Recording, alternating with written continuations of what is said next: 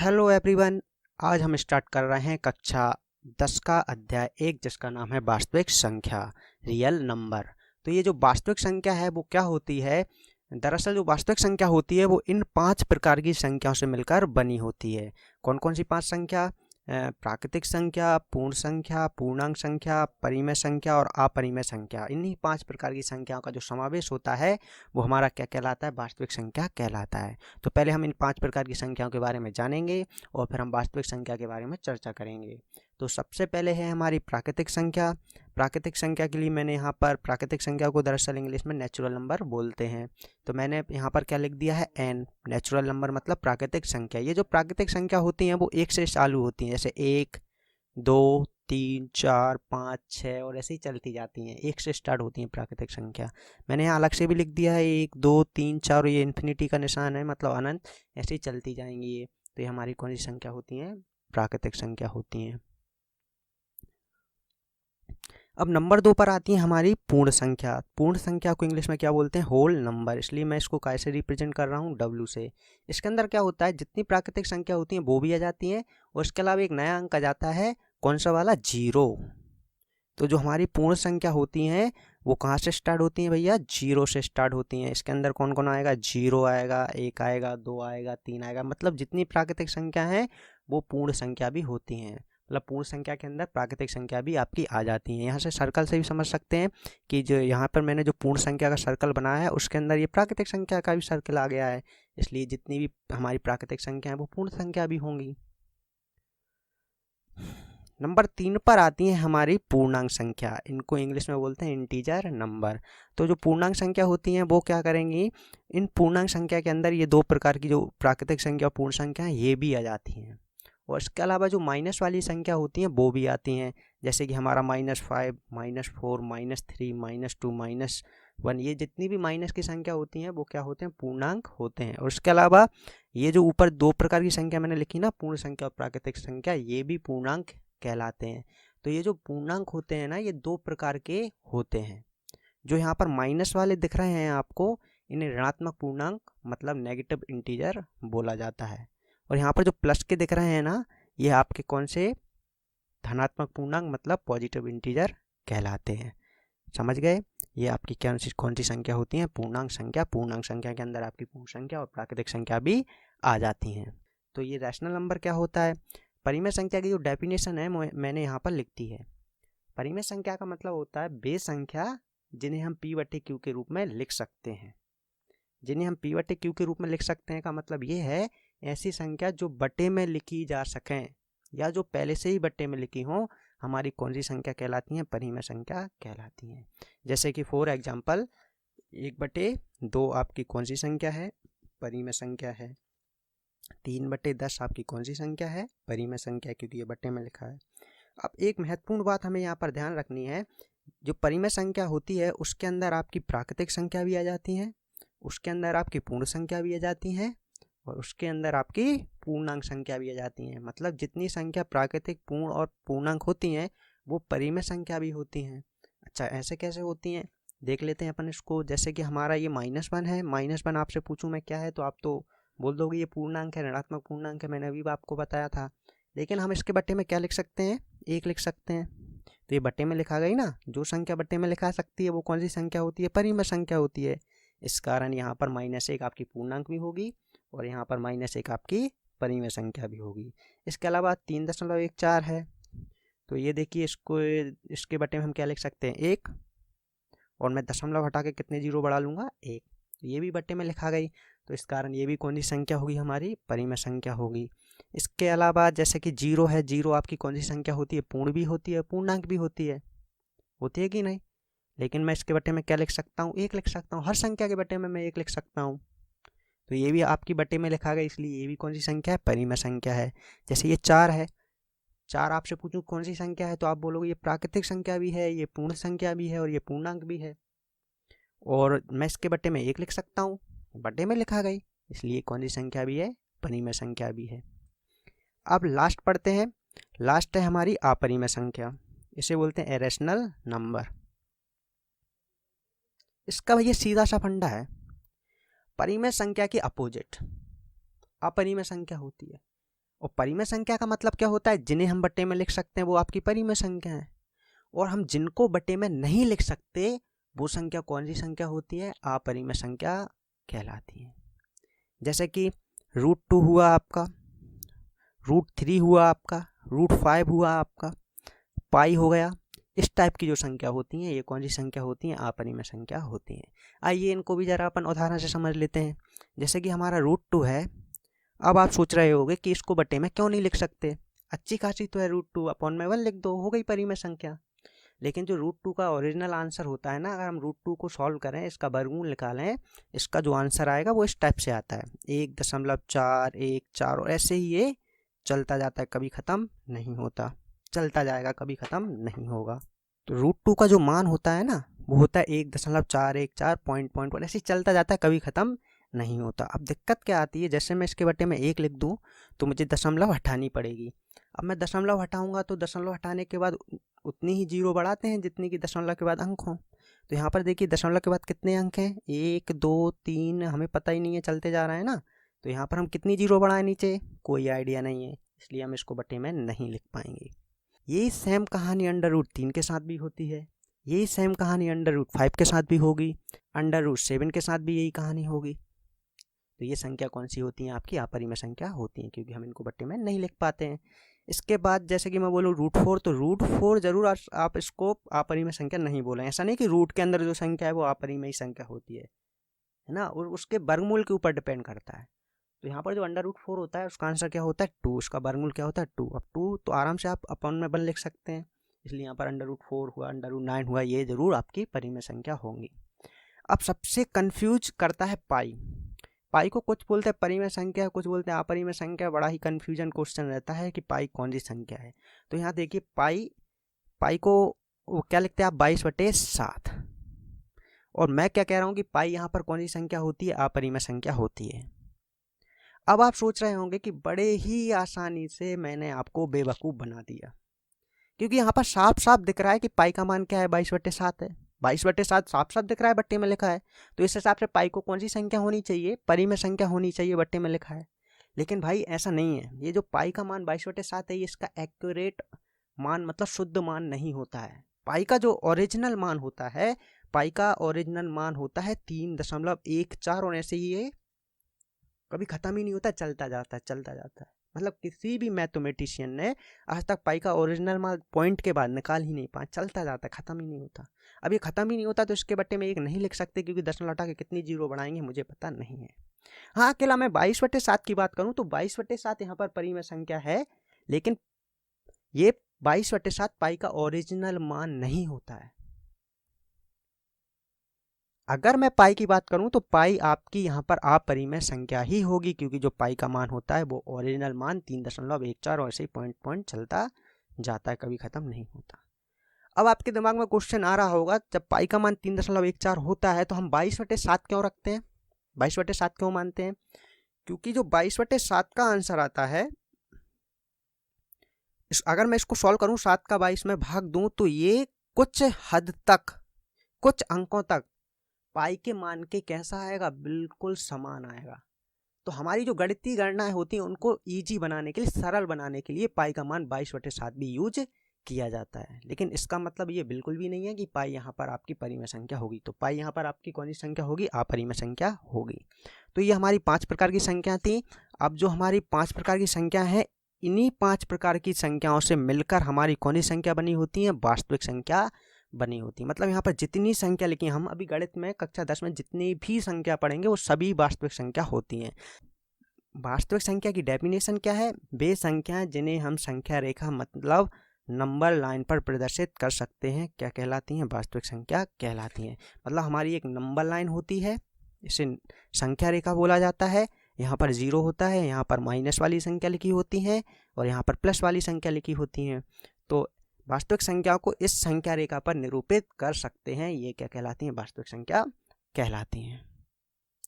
अब यहाँ पर एक गलती मत करना, अगर आप ये सोच रहे हो कि जो अपरिमेय संख्या है उसके अंदर ये सर्कल भी आ रहा है, ये सर्कल भी आ रहा है, ये सर्कल भी आ रहा है, ये सर्कल भी आ रहा है, तो यहाँ पर ये सब संख्याएं अपरिमेय संख्या भी होती होंगी। तो ऐसा बिल्कुल नहीं है। अपरिमेय संख्या का फंडा ही अलग है ना, इनमें से कोई भी, इन चारों में से कोई भी संख्या अपरिमेय संख्या नहीं होती है। अब एक क्वेश्चन और आपके दिमाग में घूम रहा होगा, जैसे कि ये सभी प्रकार की संख्याएं वास्तविक संख्या हैं, तो इनके अपोजिट कुछ अवास्तविक संख्या भी होनी चाहिए, क्योंकि एक फिल्म में अगर हीरो होता है तो उसका अपोजिट एक विलन भी होता है, जीत होती है तो हार भी होती है, हर चीज का उल्टा जरूर होता है। तो ये वास्तविक संख्या है, तो अवास्तविक संख्या कौन सी होती है, आपके दिमाग में ये क्वेश्चन आना चाहिए। तो हाँ, ये जो वास्तविक संख्या, इनके अपोजिट अवास्तविक संख्या भी होती हैं, लेकिन उन्हें हमें कक्षा 10 में नहीं पढ़ना है, हमारी कक्षा 10 में वो संख्या नहीं है। लेकिन फिर भी मैं आपको थोड़ा सा बता देता हूँ उन संख्याओं के बारे में कि वो कौन सी संख्या होती हैं जिन्हें अवास्तविक संख्या कहा जाता है। जैसे कि आप देखिए, अंडर रूट के अंदर कभी भी ऋणात्मक संख्या आ जाती है, जैसे under root -2, under root -4, under root -3, तो इस टाइप की संख्याओं को अवास्तविक संख्या मतलब कॉम्प्लेक्स नंबर, समृद्ध संख्या कहा जाता है। ये आपको 11वीं क्लास में पढ़ने को मिलेंगी, अभी पढ़ने को नहीं मिलेंगी। आगे बढ़ते हैं और हमारा नेक्स्ट कॉन्सेप्ट देखते हैं। इसमें हमें क्या करना है, इसमें देखना है यूक्लिड विभाजन प्रेमिका मतलब यूक्लिड विभाजन लेमा के बारे में पढ़ना है। तो देखिए, जो यूक्लिड है वो एक मैथमेटिशियन का नाम है जिन्होंने विभाजन का मतलब होता है भाग विधि का यूज करके एक नियम दिया था, उस नियम को यूक्लिड विभाजन लेमा कहा जाता है। अच्छा, हम ये लेमा समझते हैं कि लेमा क्या है। लेमा समझने के लिए पहले हम एक एग्जांपल लेते हैं, उससे हम लेमा को क्लियर करेंगे लेमा होता क्या है। जैसे कि मान लीजिए मैं कोई भी दो संख्या लेता हूँ, जैसे कि मैंने यहाँ पर ले लिया 16 और यहाँ पर क्या ले लिया 3। मैंने 16 में 3 से क्या किया, भाग किया, तो ये आएगा 3 5 15 और यहाँ पर घटाने पे क्या आएगा 1। अच्छा, ये जो मैंने जिस संख्या से भाग दिया था ये भाजक कहलाता है और ये आपका भाज्य कहलाता है जिसमें मैंने दिया था भाग, और जो मेरा जो उत्तर आया है, जो मुझे फल मिला भाग देने के बाद, उसे क्या बोलते हैं, भाग फल। और कुछ जो शेष बच गया भाग देने के बाद उसे बोलते हैं शेषफल। अब यदि मैं इस भाजक और भागफल का गुणा कर दूं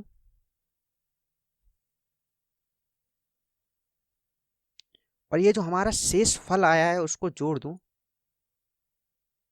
तो दरअसल मुझे ये जो बीच वाली संख्या है ना, मतलब कौन है, भाज्य, ये मिल जाएगा।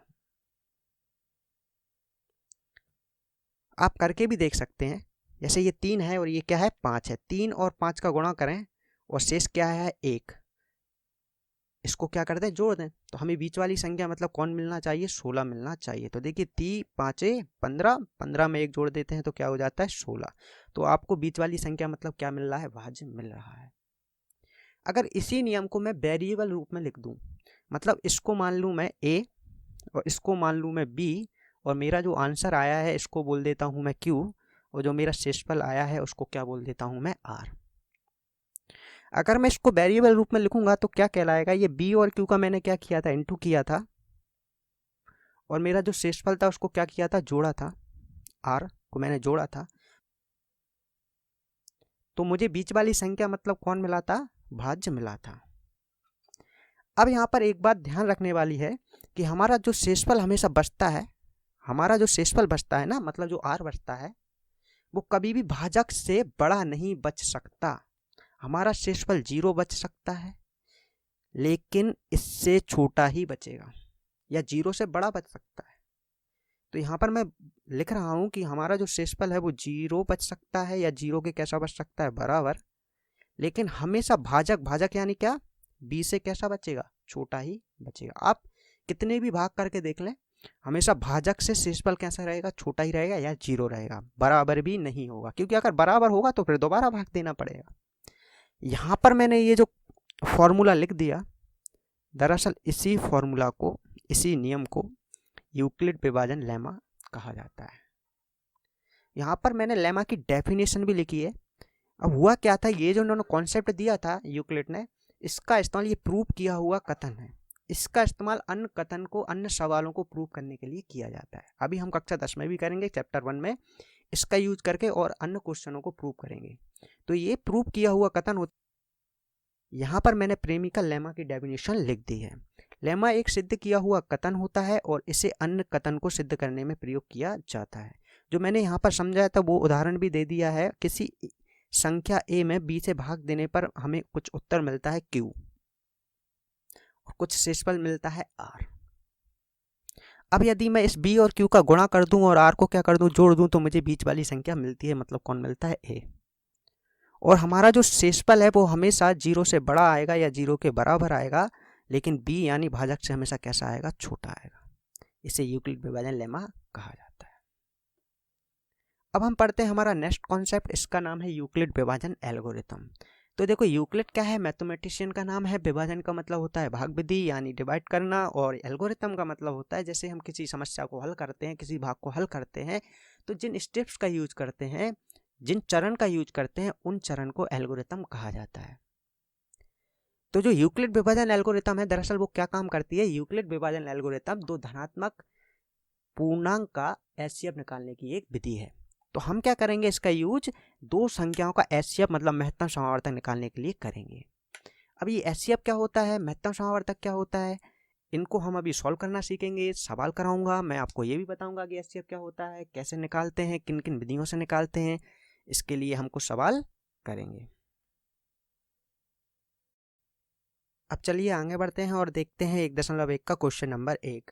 इसमें हमें 3 क्वेश्चन दिए हैं। पहले क्वेश्चन के अंदर 3 पार्ट हैं, 1, 2, 3, और हमें क्या करना है, इसमें तीनों का एचसीएफ महत्तम समावर्तक निकालना सीखना है। तो पहले हम ये समझते हैं कि एचसीएफ क्या होता है। इसके लिए मैं रफ का यूज करूंगा और समझते हैं कि एचसीएफ होता क्या है। तो देखिए, जैसे कि हमारा जो एचसीएफ होता है, एचसीएफ का फुल फॉर्म होता है, एच का मतलब होता है हाईएस्ट, हाईएस्ट का मतलब होता है सबसे बड़ा, कॉमन का मतलब होता है एक जैसा, जैसे कॉमन होता है ना, कॉमन का मतलब क्या होता है, एक जैसा, और फैक्टर का मतलब क्या होता है, जैसे कि मैं आपसे बोलूं कि 12 के फैक्टर बताइए और या 18 के फैक्टर बताइए, तो इसका मतलब 12 किस किस पहाड़े से पूरा पूरा डिवाइड हो जाता है, मतलब 12 किन किन संख्या से पूरा पूरा विभाजित हो जाता है। तो देखिए, जैसे कि 1 से हो जाता है पूरा पूरा विभाजित, और आपसे आपका 2 से भी हो जाता है, 3 से भी हो जाता है 12 पूरा पूरा विभाजित, 4 से भी हो जाता है, और आपका 6 से भी हो जाता है, और आपका 12 से भी हो जाता है। तो ये सभी यहाँ पर 12 के क्या कहलाते हैं, फैक्टर, गुणनखंड कहलाते हैं। और ये 18 के फैक्टर पूछूंगा तो क्या बोलोगे, 1 से भी हो जाता है 18, 2 से भी हो जाता है, 3 से भी हो जाता है, 4 से नहीं होता, 5 से नहीं होता, 6 से हो जाता है, 9 से हो जाता है, और खुद 18 से भी हो जाता है। तो ये 18 क्या कहलाएंगे, फैक्टर। तो जो एचसीएफ होता है वो करता क्या है, एचसीएफ का मतलब क्या होता है, एचसीएफ का मतलब highest common factor. Highest common factor का मतलब, जैसे मैं 12 और 18 का आपसे क्या पूछूं, एचसीएफ बताओ, तो इसका मतलब है कि इन दोनों में वो सबसे बड़ी कॉमन राशि बताइए जो इसको भी पूरा पूरा विभाजित कर देती हो और इसको भी पूरा पूरा विभाजित कर देती हो। तो सबसे बड़ी संख्या कौन सी है जो इसको भी पूरा पूरा विभाजित कर देती है और इसको भी पूरा पूरा विभाजित कर देती है, कौन सा फैक्टर है वो बताइए, सबसे बड़ा होना चाहिए। तो यहाँ पर सबसे बड़ा कौन है, 6 है। देखो, इसको भी पूरा विभाजित कर देता है 6, और यहाँ पर इसको भी पूरा विभाजित कर देता है 6, कॉमन भी है, दोनों में होना चाहिए। तो यही 12 और 18 का क्या कहलाएगा, यहाँ पर एचसीएफ कहलाएगा। इस चीज़ का मतलब क्या होता है, एचसीएफ होता है। तो 12 और 18 का एचसीएफ क्या हो जाएगा, यहाँ पर 6। ये हमारी दूसरी मेथड है, लेकिन हमें यहाँ पर इस मेथड का यूज नहीं करना, इसको गुणनखंड विधि कहते हैं एचसीएफ निकालने की। मैं आपको समझाने के लिए बता रहा था। यहाँ पर हमें यूक्लिड विभाजन एल्गोरिथम का यूज करके एचसीएफ निकालना है। विभाजन का मतलब क्या होता है, भाग करना, मतलब डिवाइड करके हमें यहाँ पर एचसीएफ निकालना सीखना है। तो आइए सीखते हैं। यहाँ पर मैं पहला सवाल कर रहा हूँ, जैसे कि 135 और 225 का एचसीएफ यहाँ पर निकालता हूँ। तीनों सवालों का हम एचसीएफ बारी बारी से निकालेंगे, आपको समझ में आ जाएगा। स्टेप बाय स्टेप आप देखिए। सबसे पहले क्या करते हैं, जैसे 135 और 225 का एचसीएफ निकालना है, तो इनमें देखेंगे बड़ी संख्या कौन है। तो आपको दिख रही होगी यहाँ पर 225 बड़ा है, तो आपको सबसे पहली स्टेप में लिखना है 225 बड़ा है 135 से। फिर जो बड़ी संख्या हो उसको लिखना है बीच में। 225 बड़ा है, 135 क्या है, छोटा है, इसको कहाँ लिखना है, साइड में। यहाँ पर आपको ये जो आप स्टेप यूज करेंगे यहाँ लिखते जाना है। जैसे कि मैंने यहाँ लिख दिया यूक्लिड विभाजन एल्गोरिथम से, या आप ऐसा भी लिख सकते हो यूक्लिड विभाजन एल्गोरिथम के चरण। तो यहाँ पर हम लिखते जाएंगे। अब सबसे पहले क्या करेंगे, 135 का पहाड़ा पढ़ेंगे। 135 के पहाड़े में 225 आना चाहिए, नहीं तो इससे छोटी संख्या आनी चाहिए। अब आपको 135 का पहाड़ा याद नहीं है, तो यहाँ पर मैं 135 का पहाड़ा बनाकर बता देता हूँ। तो मोस्टली किसी को याद नहीं रहते इतने बड़े बड़े पहाड़े, तो यहाँ पर आप पहाड़ा कैसे बनाएंगे, गुणा कर करके। जैसे 135 का पहाड़ा बनाना है तो 135 का 1 में गुणा कर लेंगे, तो 135 एकम 135 हो जाएगा। 135 का 2 से गुणा कर लेंगे तो 135 दूनी 270 हो जाएगा। अब ये 270 तो 225 से ज़्यादा हो जाएगा, इसलिए हम क्या करेंगे, 135 का पहाड़ा पढ़ेंगे एक बार, और यहाँ लिख देंगे 135 एकम 135। इनको घटा देंगे, इनको घटाएंगे तो आपके पास 5 में से 5 गया, क्या बचेगा 0। यहाँ पर 2 में से 3 जाएगा ही नहीं। सपोज करिए आपके पास 2 रुपये हैं और आपसे कोई 3 रुपये उधार मांगेगा तो आप दे देंगे क्या? नहीं दे पाएंगे ना। इसलिए ये क्या करेगा, अपने पास वाले से उधार मांगेगा। तो एक इससे उधार मांगेगा तो वो एक 2 के आगे लग जाएगा, तो इसलिए वो कितने हो जाएंगे, 2 की जगह 12 हो जाएंगे। और 12 में से 3 जाएंगे, क्या बचेगा 9। अभी इसने इसको एक उधार दे दिया था, इसके पास 2 रुपये थे तो एक बचा होगा ना, एक में से एक जाता है तो कुछ नहीं बचता, क्या बचता है 0। अब यहाँ पर हमने जो स्टेप यूज करी है वो आपको यहाँ लिखना है। भले ही आप ये भाग ना लिखें लेकिन ये कंपलसरी है, आपको लिखना ही पड़ेगा, नहीं तो आपके नंबर कट जाएंगे, कंपलसरी है। और भी अच्छा है अगर हम दोनों ही चीज़ें लिख दें, है ना, क्या जाता है अपना। तो हमने क्या किया, लिखा यहाँ पर हमने सबसे पहले 135 से भाग किया था तो उत्तर कितना आया था 1। हमने अभी पढ़ा था यूक्लिड विभाजन लेमा कि 135 और इसका गुणा कर दें, मतलब भाजक और भागफल का गुणा करके शेषफल को क्या कर दें, जोड़ दें। तो कौन सी संख्या मिलती है, बीच वाली संख्या मिलती है, तो मिलेगी 225 मिलेगा। करके देख लो, 135 और 1 का गुणा कर दो, 135 एकम 135 और 90 क्या कर दो, जोड़ दो, तो 225 मिलेगा। अब यहाँ पर हमने देखा जो शेषफल है वो कितना है 90। तो यहाँ पर हम लिखेंगे कि हमारा जो आर है, आर का मतलब क्या है, शेषफल, वो 0 के बराबर नहीं आया। ये स्टेप लिखनी है, ये 0 के बराबर नहीं आया। ऐसा क्यों लिखते हैं, क्योंकि हम इस सवाल को तब तक करते हैं जब तक कि हमारा शेषफल क्या नहीं आ जाता है 0। जैसे ही हमारा शेषफल 0 आएगा हमारा सवाल वहीं पर ख़त्म हो जाएगा। अब शेषफल 0 तो आया नहीं है, तो हम क्या करेंगे, अभी किस संख्या से भाग दिया था, 135 से। तो 135 तो शेषफल 0 नहीं ला पाया, इसलिए हम क्या करेंगे, अब 135 को यहाँ पर लिखेंगे, भाग का नियम लगाएंगे फिर से। अब हम 90 का पहाड़ा पढ़ेंगे। 90 का पहाड़ा मोस्टली याद ही रहता है, 90 एकम 90, 90 दूनी 180। अब 180 तो ज़्यादा हो जाएगा, इसलिए 90 का पहाड़ा कितने बार पढ़ेंगे, एक बार। और यहाँ लिख देंगे 90 एकम 90। ठीक है। अब हमने देखा इनको माइनस किया तो ये कितना बचा 45, और फिर से चेक किया तो शेषफल 0 फिर से नहीं आया, 45 आ गया। अब हमने यहाँ पर जो स्टेप यूज करी है यहाँ पर लिखना है हमको। क्या लिखेंगे, सबसे पहले 90 से भाग दिया था, भागफल कितना आया था 1 और शेषफल कितना आया 45। अगर इन दोनों का गुणा करके शेषफल को जोड़ देते हैं तो हमें कौन सी संख्या मिलती है, बीच वाली संख्या, मतलब कौन मिलता है 135। यहाँ पर भी हमारा शेषफल 0 नहीं आया तो यहाँ पर कॉमा लगा के लिख देते हैं आर नॉट इक्वल टू 0। इसका मतलब है शेषफल 0 के बराबर नहीं आया। तो 90 भी यहाँ पर शेषफल 0 नहीं ला पाया। तो अब हम क्या करने वाले हैं, इस 90 को ही बीच में लिख देंगे और 45 से क्या कर देंगे, भाग। अब 45 का पहाड़ा पढ़िए, 45 एकम 45, 45 दूनी 90। यहाँ पर 2 बार में कितना आ रहा है 90, इसलिए यहाँ 90 आ गया और 90 में से 90 क्या कर देंगे माइनस, तो यहाँ पर शेषफल क्या आ जाएगा 0, जिसका हमें बेसब्री से इंतजार था। हमारा शेषफल क्या आ गया है 0, मतलब हमारा सवाल यहीं पर क्या हो जाएगा, ख़त्म। यहाँ पर जो स्टेप यूज करिए यहाँ लिख देंगे। हमने क्या किया, 45 का भाग किया, भागफल कितना आया 2 और शेषफल कितना आया 0, शेषफल को जोड़ देंगे और इन दोनों का गुणा कर देंगे तो हमारा आंसर क्या आ जाएगा, बीच वाली संख्या, मतलब कौन आ जाएगा 90। और यहाँ पर लिख देंगे शेषफल कितना आ गया 0 के बराबर। अब जिस संख्या से हमारा भाग देने पर शेषफल 0 आया है वो ही संख्या इन दोनों का क्या होगा, एचसीएफ होगा। तो किस संख्या का भाग देने पर शेषफल 0 आया है, 45 का। तो यहाँ पर हम लिख देंगे 135 व 225 का एचसीएफ कितना होगा, 45 होगा। समझ पाए। अब करते हैं हमारा सेकंड क्वेश्चन। इसमें हमें 38,220 और 196 का एचसीएफ निकालना है। तो हमने देखा सबसे पहले इन दोनों में से कौन सी संख्या बड़ी है, तो यहाँ पर लिखा है 38,220 और यहाँ पर लिखा है 196। तो यहाँ पर 38,220 क्या होगा, बड़ा होगा। तो मैं लिख देता हूँ 38,220 बड़ा है, 196 छोटा है। अब जो बड़ी संख्या होती है उसको कहाँ लिखते हैं, बीच में। तो 38,220 लिखा जाएगा बीच में और हमारा 196 क्या है, छोटा, इसलिए यहाँ पर लिखा जाएगा 196। अब 196 का पहाड़ा आपको नहीं आता है, इसलिए आप इस प्रकार से गुणा कर करके 196 का पहाड़ा बना सकते हैं। मैंने पहले ही बना लिया है। क्या करते हैं, 196 का 1 में गुणा करेंगे तो 196 आ जाएगा, 196 का 2 में गुणा करेंगे 392 आ जाएगा, 196 का 3 में गुणा करेंगे 588 आ जाएगा। इस प्रकार से आप गुणा करके 196 का पहाड़ा बना सकते हैं। अब हमें देखना है 196 के पहाड़े में, देखिए यहाँ पर क्या लिखा है 3। अब 196 का 3 में तो जाएगा ही नहीं, एक अंक और मिला लेते हैं, 38 में भी नहीं जाएगा। अब एक अंक और मिला लेते हैं तो ये कितने हो जाएंगे 382। तो यहाँ पर चेक करते हैं 196 के पहाड़े में 382 आ रहे हैं क्या, या फिर इससे छोटी संख्या आनी चाहिए। तो यहाँ पर लिखा है 196 एकम 196, 196 दूनी 392, 392 कुछ ज़्यादा हो गया, 10 ज़्यादा हो गया, लेकिन हमें 382 से छोटी संख्या चाहिए। तो छोटी संख्या कौन है? 196, इसलिए हम 196 का पहाड़ा कितने बार पढ़ देंगे? एक बार। यहाँ लिख देंगे 196 एकम 196। इनको जल्दी से घटा देते हैं। ये है 2, ये लिखा है 6। आपके पास 2 रुपये हैं और आपसे कोई 6 रुपये उधार मांगेगा तो आप दे देंगे क्या? बिल्कुल नहीं दे पाएंगे। इसलिए आप क्या करेंगे, ये 2 हैं इसलिए पास वाले से क्या ले लेगा? उधार ले लेगा। यहाँ पर 2 थे, वो उधार लेगा तो एक कहाँ लग जाता है? आगे लग जाता है। तो ये कितने हो जाएंगे? 12, 12 में से 6 जाएगा तो क्या बचेगा? 6। यहाँ पर इसने इसको उधार दे दिया था तो ये कितने बचे होंगे? 7।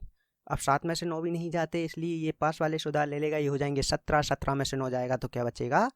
8। और इसने इसको उधार दे दिया था, ये बचे होंगे 2, 2 में से 1 जाएगा तो क्या बचेगा? 1, ये हो जाएगा 186। अब मोस्टली इस सवाल में बच्चे सबसे बड़ी गलती क्या करते हैं, ये 186 जो आया है इसको समझ लेते हैं शेषफल, और यहाँ पर 196 लिखकर फिर से भाग देना चालू कर देते हैं, और फिर सोचते हैं कि हमारा पेपर 33 नंबर का गया था, ये 29 नंबर क्यों आए। वो इसलिए आते हैं क्योंकि आप ये जो करते हैं 186 को शेषफल समझते हैं, ये बिल्कुल गलत है। 186 यहाँ पर शेषफल नहीं है। शेषफल का मतलब क्या है? जब हम 196 का इस पूरी संख्या में भाग देंगे उसके बाद जो शेष बचेगा वो शेषफल होता है ना। यहाँ पर 186 शेषफल नहीं है क्योंकि 196 का अभी पूरी संख्या में भाग गया ही नहीं है, अभी 2 और 0 भी रह गए हैं। बच्चे क्या कर देते हैं, ऐसा लिख देते हैं 196 गुणित 1 और इस शेषफल को, इसको शेषफल समझकर जोड़ देते हैं और बराबर में लिख देते हैं 38,220। आप लॉजिक भी लगा सकते हैं, इन दोनों का गुणा करके और इसको जोड़ने पे हमें बीच वाली संख्या नहीं मिलेगी, मतलब 186 इसका शेषफल नहीं है।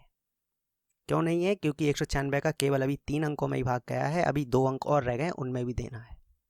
इसलिए हम क्या करेंगे, इधर नीचे 2 उतार लेंगे, अभी पूरा भाग नहीं गया है 196 का, 196 का ही जाएगा अभी। अब चेक करेंगे 196 के पहाड़े में 1862 आता हो या फिर इससे छोटी संख्या आती हो, तो हम हमारा पहाड़ा देख लेते हैं। हमने जो पहले ही बनाया था इसमें हमने देखा 1862 तो कहीं नहीं दिख रहा, लेकिन इससे छोटी संख्या आ रही 9 बार में। 9 बार में कितना आ रहा है? 1764। इसलिए हम यहाँ पर जो 196 का पहाड़ा है वो कितने बार पढ़ देंगे? 9 बार। यहाँ लिख देंगे 9 और यहाँ पर लिख देंगे आपका 1764। इनको घटाएंगे तो 2 में से 4 जाएगा नहीं, इसलिए पास वाले से उधार ले लेगा, ये हो जाएंगे 12, 12 में से 4 जाएंगे, क्या बचेगा? 8। इसने इसको एक उधार दे दिया था, ये बचे होंगे 5, 5 में से 6 जाता नहीं है, इसलिए इससे उधार ले लेगा, ये हो जाएंगे 15, 15 में से 6 जाएगा, क्या बचेगा? 9। यहाँ पर इसने इसको उधार दे दिया था तो ये बचे होंगे 7, 7 में से 7 गए तो क्या बचेगा? 0। यहाँ पर 1 में से 1 जाएगा तो क्या बचेगा? 0। यहाँ पर फिर से वही गलती दोहराते हैं, इस अर्थ जो हमारा जो 98 है इसको फिर से शेषफल मान लेते हैं, लेकिन ये 98 भी हमारा शेषफल नहीं है क्योंकि अभी 196 का पूरा भाग नहीं गया, अभी एक अंक और रह गया। कौन रह गया? 0, इसलिए उसको भी नीचे उतारेंगे और फिर से 196 से भाग करेंगे, देखेंगे 980 आता हो या फिर इससे छोटी संख्या आती हो। तो हमने देखा 196 एकम 196, 196 दूनी 392, देखते हैं कहीं आ रहा है 5, 9, देखिए 980 आ रहा है आपका, 980 आ रहा है। कितने बार में आ रहा है? 5 बार में, इसलिए 196 का पहाड़ा कितने बार पढ़ देंगे? 5 बार, और यहाँ लिख देंगे 980। अब देखिए 980 में से 980 घटाएंगे तो शेषफल क्या आएगा? 0। जिस चीज़ का हमें बहुत ही देर से इंतजार था वो काम हो गया। यहाँ पर हमारा शेषफल कितना आ गया? 0 आ गया, और हमारा शेषफल 0 आ जाता है तो हम सवाल को वहीं पर रोक देते हैं, और जिस संख्या से भाग देने पर शेषफल 0 आता है वही हमारा दोनों संख्याओं का क्या कहलाता है? एचसीएफ कहलाता है। तो यहाँ पर हमने एक ही स्टेप में 0 लिया, एक ही स्टेप में आ गया हमारा आंसर, एक ही स्टेप में आपका शेषफल क्या आ गया? 0 आ गया। हमें यहाँ पर लिखना पड़ेगी स्टेप। सबसे पहले हमने क्या किया? 196 से भाग किया, भागफल कितना है? 195, इन दोनों का गुणा कर दें और शेषफल कितना आ गया? 0, इनको जोड़ दें तो हमें बीच वाली संख्या मतलब 38,220 मिल जाएगा। आप चेक भी कर सकते हैं, मिलेगा। और यहाँ पर हमारा शेषफल क्या आ गया? r बराबर 0, इसलिए हमने सवाल को यहीं पर रोक दिया और हमारा जो आंसर होगा वो कितना हो जाएगा?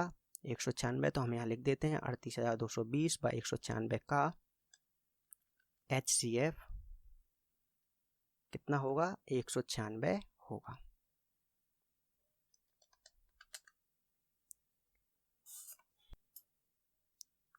अब करते हैं हम इसका लास्ट क्वेश्चन। इसमें हमें 867 और 255 का एचसीएफ निकालना है। तो सबसे पहले देखेंगे इन दोनों में से कौन सी संख्या बड़ी है। जो भी संख्या बड़ी होगी उसको कहाँ लिख लेंगे? बीच में। तो यहाँ पर 867 बड़ा है, ऐसा आपको पेपर में लिखना है। 867 बड़ा है, 255 छोटा है, ये बड़ा है का निशान होता है। यहाँ पर 867 को कहाँ लिखना है, बीच में, और 255 को कहाँ लिखना है, साइड में। इससे क्या करना है, भाग। अब 255 का पहाड़ा आपको नहीं आता है तो 255 का पहाड़ा भी हम यहाँ पर बनाकर देखते हैं और चेक करते हैं 867 आता हो या फिर इससे छोटी संख्या आती हो। तो यहाँ पर देखिए मैंने 255 का पहाड़ा बना लिया है। देखिए 255 का 1 में गुणा करेंगे तो 255 एकम 255, 255 का 2 में करेंगे 510, 255 का 3 में करेंगे तो आएगा 255 या 765, और 255 का 4 में करेंगे तो आएगा 1020। अब ये 1020 तो हमारा ज़्यादा हो जाएगा, इसलिए हमें 255 का पहाड़ा कितने बार पढ़ना पड़ेगा, 3 बार।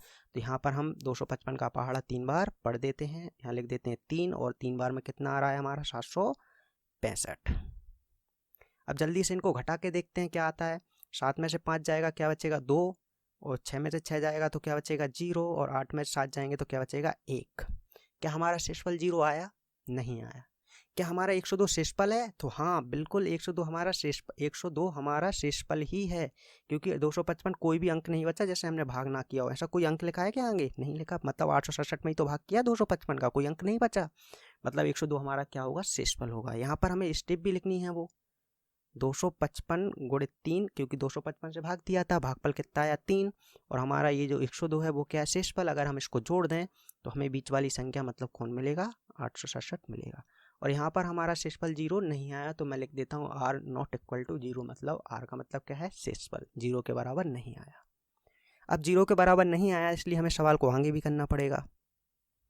अभी किस संख्या से भाग दिया था, 255 से दिया था, और 255 से शेषफल 0 नहीं आया, इसलिए अब 255 में ही भाग करेंगे।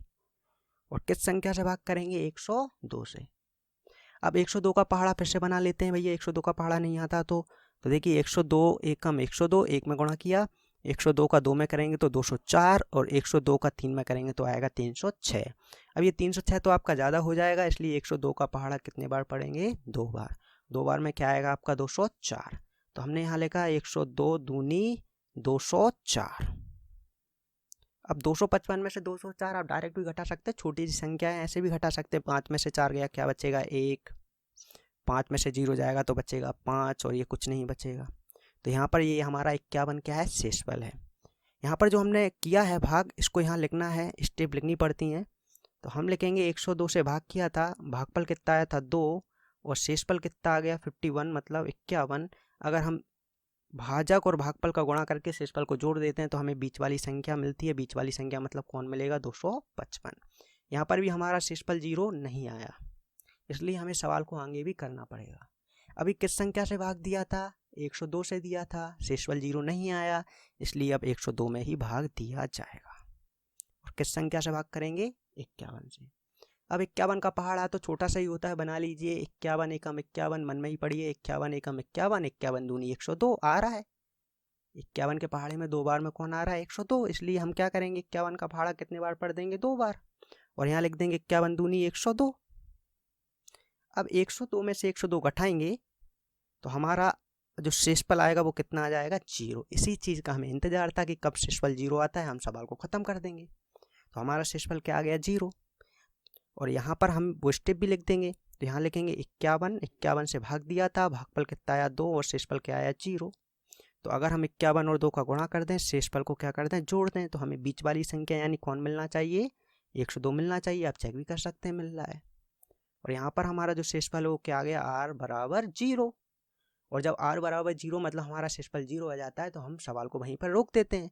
और जिस संख्या का भाग देने पर शेषफल 0 आता है वो ही हमारा दोनों संख्या का क्या कहलाता है, HCF। तो बताइए किस संख्या का भाग देने पर हमारा शेषफल 0 आया है, 51 का भाग देने पर ही आया है ना। तो यहाँ पर हम लिख देंगे 867 और 255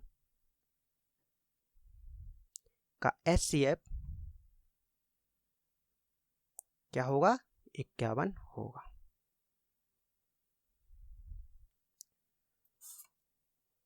इसके अलावा एक क्वेश्चन उदाहरण नंबर 1 का, ये आप स्वयं करने की कोशिश करें, ये आपके लिए होमवर्क है, आप घर पे खुद करें, कहीं से भी चीटिंग ना करें, और जो मैंने मेथड बताई उनका यूज करें। इसमें क्या करना है, 4052 और 12576 का HCF निकालना है। आपका जो भी उत्तर आए वो मुझे कमेंट करके आप बता सकते हैं। मिलते हैं नेक्स्ट वीडियो में, तब तक के लिए बाय बाय।